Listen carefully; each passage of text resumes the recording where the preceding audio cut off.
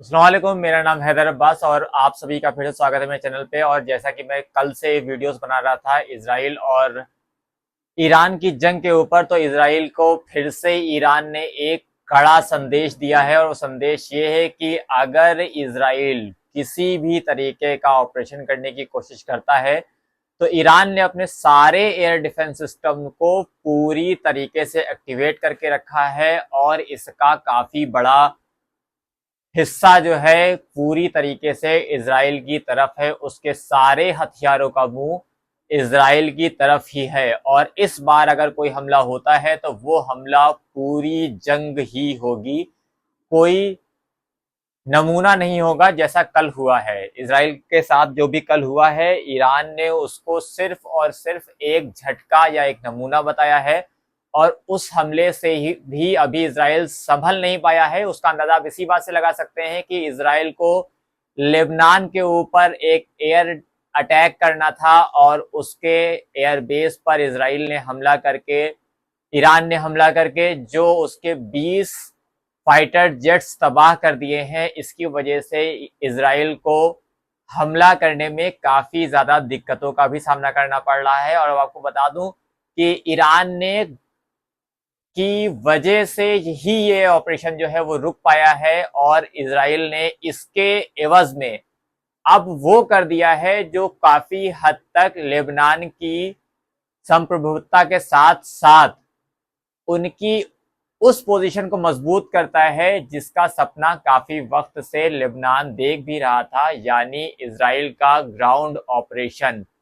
मजबूरन इजराइल ने लेबनान पर ग्राउंड ऑपरेशन किया है और उसमें लगातार उसको दिक्कतों का और कैजुअलिटीज का सामना करना पड़ रहा है। इंटरनेशनल मीडिया में भी लगातार ये बातें आ रही हैं कि इजराइल को लेबनान में काफी ज्यादा दिक्कतों का सामना करना पड़ रहा है ग्राउंड ऑपरेशन में, क्योंकि लेबनान और लेबनान के लड़ाके ग्राउंड ऑपरेशन करने की प्रैक्टिस काफी सालों से कर रहे थे। और इसका एक बड़ा उदाहरण हिजबुल्लाह के प्रमुख हसन नसरुल्लाह का वो बयान भी है जिसमें उन्होंने कहा था कि मेरा सपना है कि इजराइल लेबनान के ऊपर ग्राउंड ऑपरेशन करे। बहरहाल इन बातों से हटकर आते हैं दोबारा से इजराइल और ईरान के युद्ध के ऊपर। तो ईरान ने अपने सारे हथियार इजराइल की तरफ मोड़ दिए हैं और उनका सारा का सारा फोकस इस टाइम इजराइल के ऊपर है। इजराइल के ऊपर से आने वाली कोई भी मिसाइल को रोकने के लिए उनका एयर डिफेंस सिस्टम पूरी तरीके से तैयार है।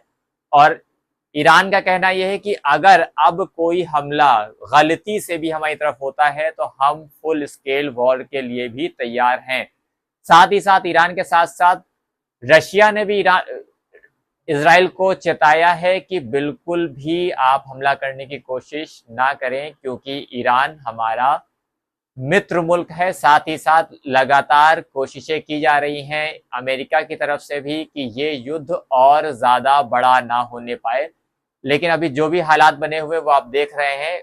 अगर बात की जाए ईरान और इजराइल के डिफेंस के बारे में, तो कुछ चीजें ऐसी है जो मैं आपके साथ डिस्कस करना चाहूंगा कि कैसे ईरान और इजराइल का डिफेंस एक दूसरे से कितना ज्यादा अलग है और कहां पर कौन ज्यादा ताकतवर बैठता है और कौन कम ताकतवर बैठता है। अगर बात की जाए रक्षा बजट की, तो इजराइल का रक्षा बजट ईरान के रक्षा बजट से 3 गुना ज्यादा है।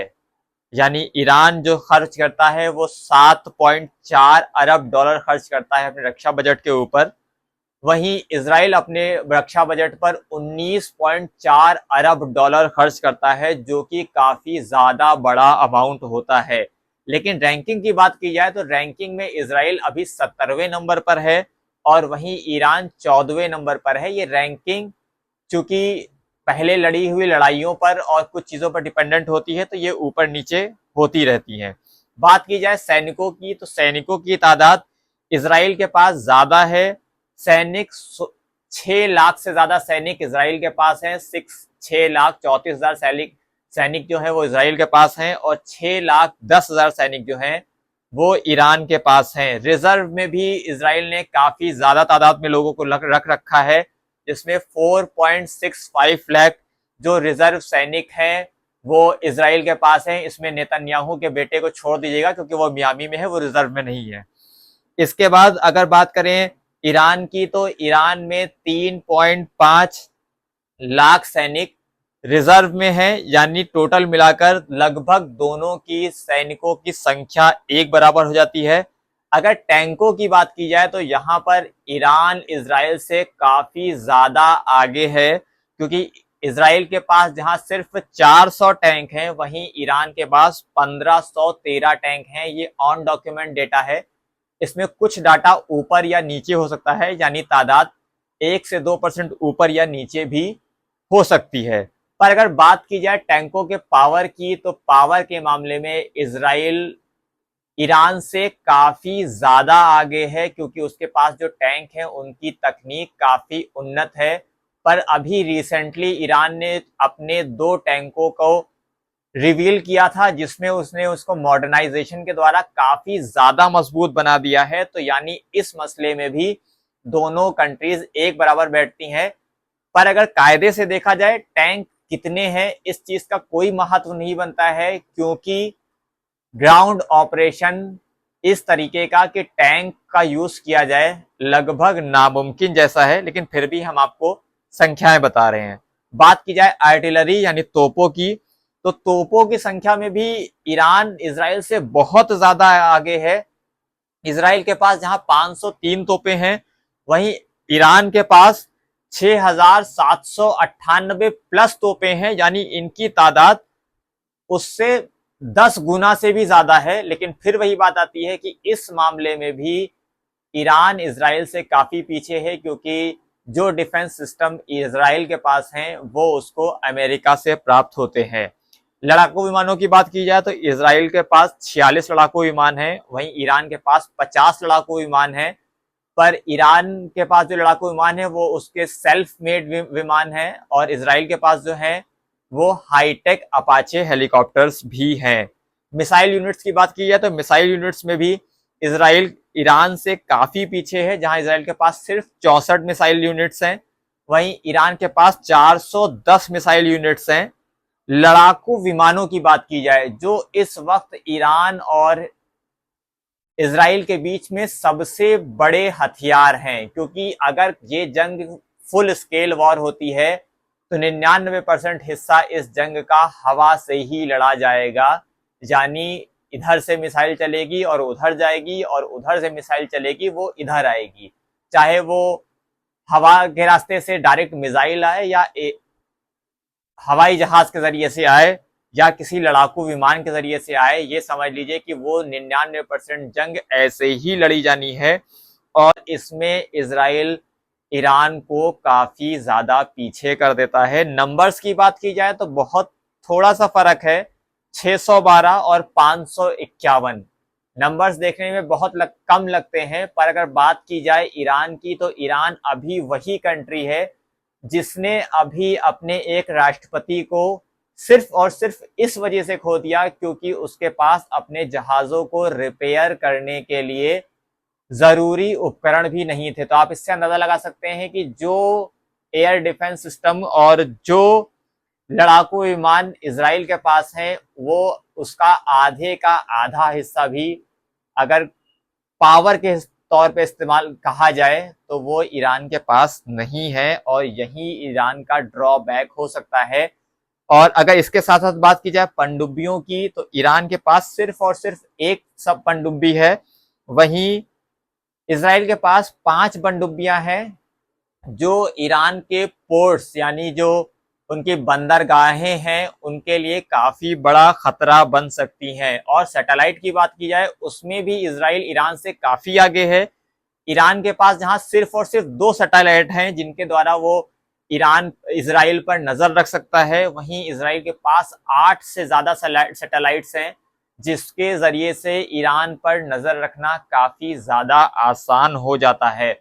बात की जाए परमाणु हथियारों की, तो इजराइल के पास इस वक्त 90 से ज्यादा न्यूक्लियर पर हथियार हैं, और ईरान के पास अभी इसकी कोई जानकारी नहीं है कि उसके पास कितने वॉरहेड हैं। लेकिन ये सोर्स के जरिए से कहा जा रहा है कि ईरान के पास भी अब रशिया की मदद से वॉरहेड, न्यूक्लियर वॉरहेड अवेलेबल हो गए हैं। पर ये अपने आप में काफी चिंता की बात है कि दो वर्ल्ड पावर एक दूसरे से लड़ने जा रहे हैं और अभी जो आपने कंपैरिजन देखा है ये कंपैरिजन कुछ भी नहीं है, क्योंकि अगर इनडायरेक्टली कहा जाए तो ये पूरी लड़ाई ईरान और इजराइल के बीच कतई नहीं होने वाली है। ये पूरी लड़ाई होने वाली है ईरान और अमेरिका के बीच, क्योंकि अमेरिका उस हिस्से में ईरान का दबदबा बर्दाश्त नहीं कर सकता है।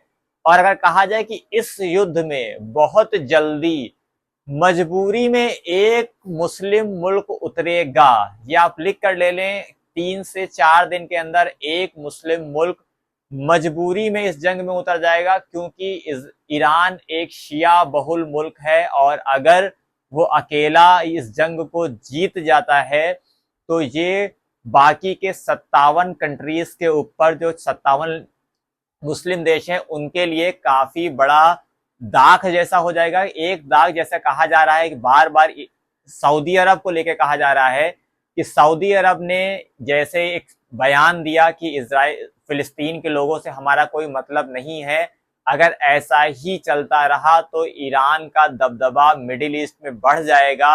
और अगर धार्मिक लिहाज से देखा जाए तो शिया और सुन्नी होने की वजह से कोई भी सुन्नी मुल्क, आपको बता दूं शिया मुल्कों की क्वांटिटी बहुत कम है, 4 से 5 ही शिया मुल्क हैं। और अगर इस हालात में किसी भी कंडीशन में ईरान अपने आप को जंग में ढकेलने के बाद अगर जीत भी जाता है या किस हद तक इजराइल को नुकसान भी पहुंचा देता है तो उसका दबदबा इस क्षेत्र में बहुत ज्यादा बढ़ जाएगा, जो न केवल गैर शिया मुल्कों के लिए एक सरदर्द बन जाएगा, साथ ही साथ अमेरिका के लिए भी बहुत बड़ी मुसीबत बन जाएगा, क्योंकि उस रीजन में ईरान बिल्कुल भी अमेरिका को पसंद नहीं करता है। उसका पहला टारगेट अपनी सरहदों के आसपास से, सऊदी अरब के आसपास से अमेरिका को बाहर करना है। हम लगातार इस खबर पर बने हुए हैं, आगे जो भी अपडेट आती रहेगी वो आपको देते रहेंगे। खुदा हाफिज।